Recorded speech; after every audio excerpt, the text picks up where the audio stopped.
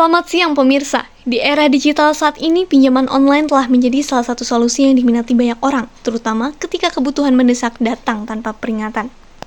Fenomena besar pasak daripada tiang, banyak masyarakat melakukan peminjaman dengan nominal yang melebihi kemampuan bayarnya. Pemirsa, dampak buruk akibat pinjaman online sudah dalam tahap yang mengkhawatirkan. Inilah editorial edisi Kamis 29 Agustus 2024. Dengan tema Pinjol Solusi Sesaat Berujung Melarat, bersama saya Dinda Sasikirana. Pinjaman online merupakan suatu fasilitas pinjaman uang oleh penyedia jasa keuangan dengan teknologi informasi, mulai dari proses pengajuan, persetujuan, hingga pencairan dana dilakukan secara online.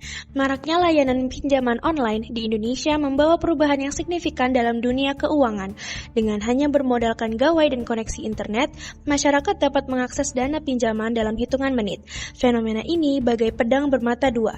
Di satu sisi, pinjaman online menawarkan kemudahan akses bagi masyarakat yang membutuhkan dana cepat.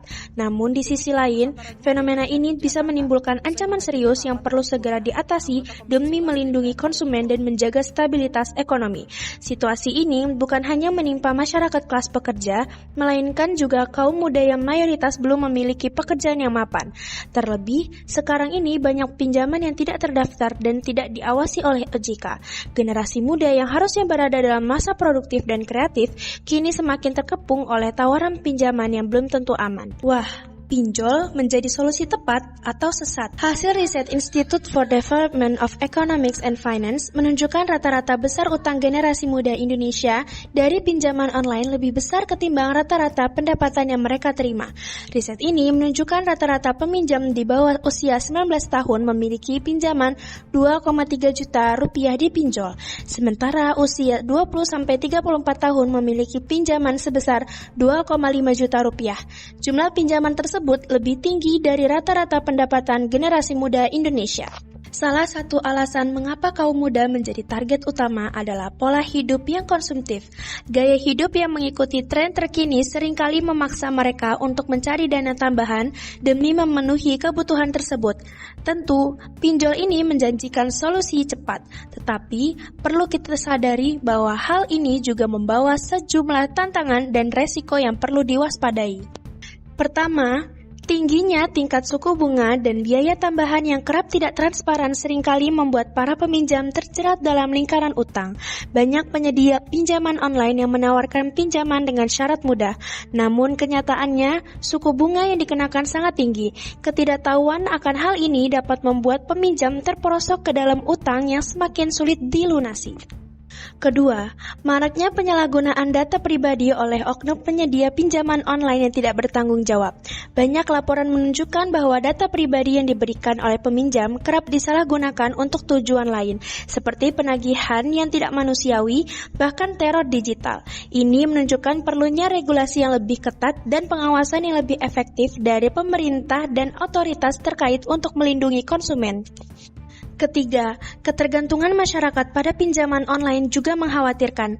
Dalam situasi ekonomi yang tidak stabil, masyarakat cenderung mengambil jalan pintas dengan meminjam uang tanpa mempertimbangkan kemampuan untuk mengembalikannya.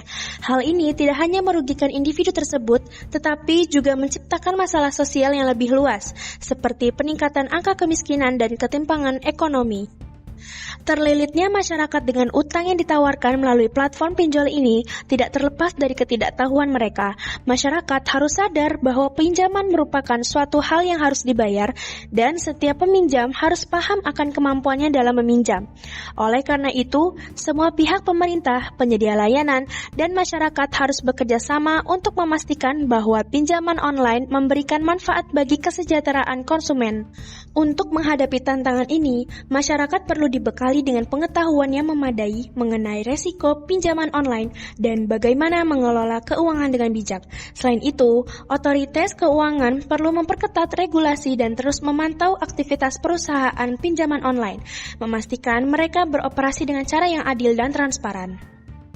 Pemirsa, mengingat situasi sudah semakin mencemaskan, maka sebaiknya pemerintah, otoritas jasa keuangan tidak henti-hentinya melakukan sosialisasi secara masif kepada masyarakat mengenai baik buruknya platform pinjol.